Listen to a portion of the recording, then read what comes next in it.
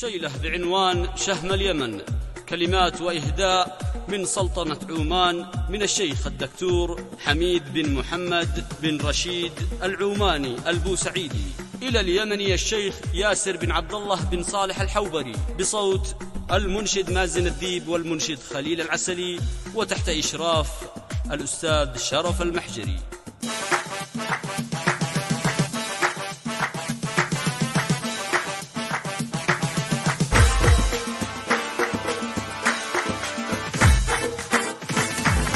على الخير والمعروف يا سر تشكر، وأنت بلسان الناس بالخير تذكر، ودمت بخير جاري ما دام ذا الصفا بقلبك والوجه المليح ينور. ولما رأيت النور في الوجه مشرقا تيقنت أن القلب بالود مزهر. جميل جميل ذكر بعض صفاتكم وإن كانت الدنيا بذلك تشعر. جميل جميل سرد بعض محاسن بها امتز عن صحب بذلك أجدر، بذلك أجدر.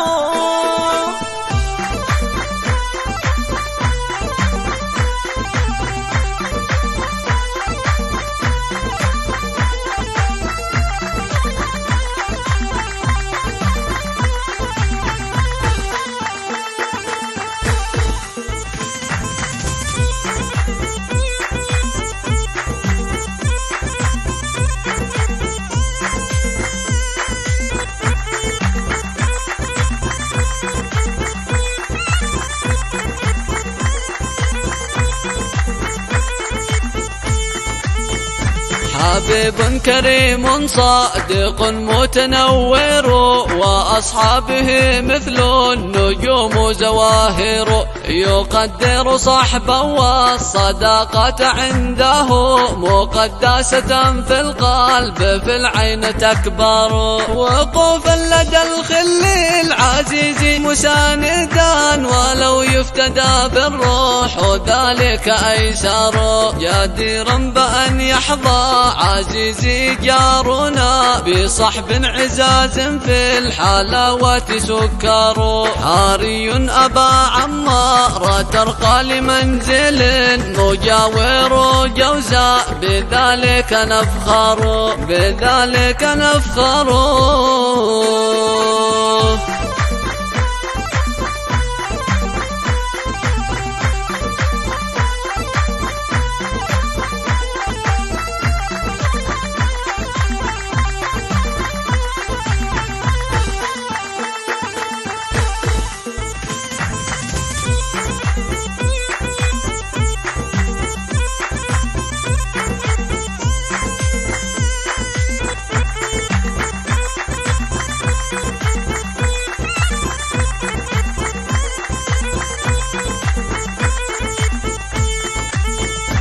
قليل عليكم يا سير البر والتقى، ولم نوفكم وصفا صفاتك جوهر.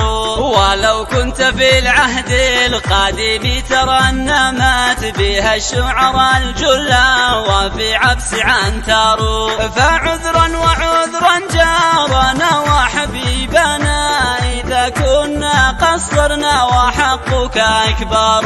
فذا ابن عبد الله والجد صالح ونسبتهم فالحوبري المطهر. ويا يمن الخيرات فاعذر متيما محبا لأرض تربها التبر عبر.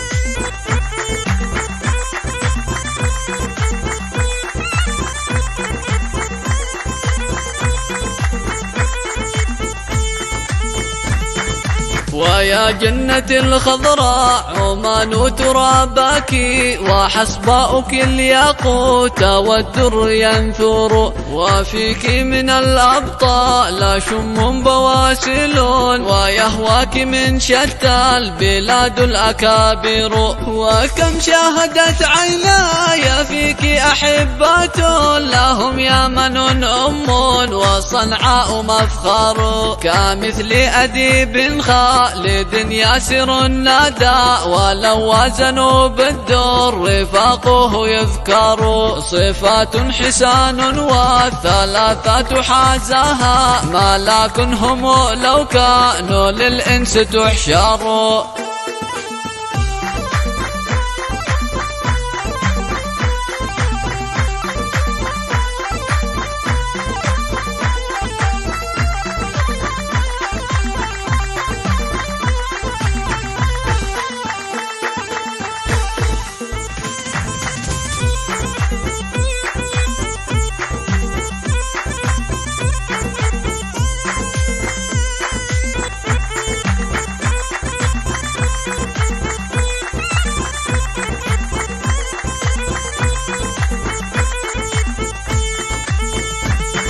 وماذا عزاني في الثلاثة قائل ولو كان حبر البحر فالقول يقصر ختاما تقبل يا عزيزي قصيدتي جرت بي راعي والمشاعر أنهر وقائلها ابن الكريم محمد حميد العمان البوسعيد المعطر وذلك ردا سامعين قصيدتي على شعره في العيد